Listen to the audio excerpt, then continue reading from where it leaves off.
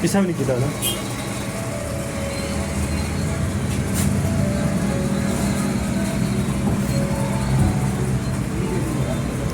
ये है जी V8 2010 model.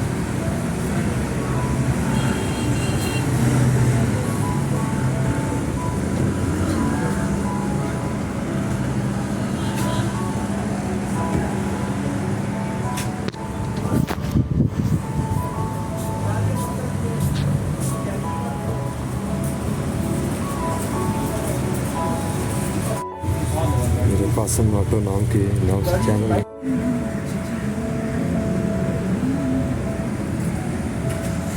ये जी इसकी हेड है, खुले हुए हैं, इनको दोनों को फेस करवाया और जो ब्लॉक है उसको ऊपर ही हमने फेस किया। अस्सलाम वालेकुम। ये हमारा इंजन है 1URFP और ज़्यादातर लोग ना इसका इंजन बाहर निकालते हैं। मतलब अगर इसकी गाड़ी हीट अप हो जाए तो इसका हेड गैस्केट चेंज करने के लिए ज़्यादा लोग इंजन बाहर निकालते हैं। बट लगे लगे इंजन को हेड गैस्केट डालना थोड़ा सा डिफ़िकल्ट है, बट इम्पॉसिबल नहीं है। You can do easily.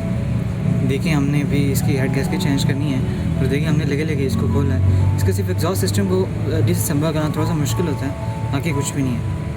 Thanks a lot for everything.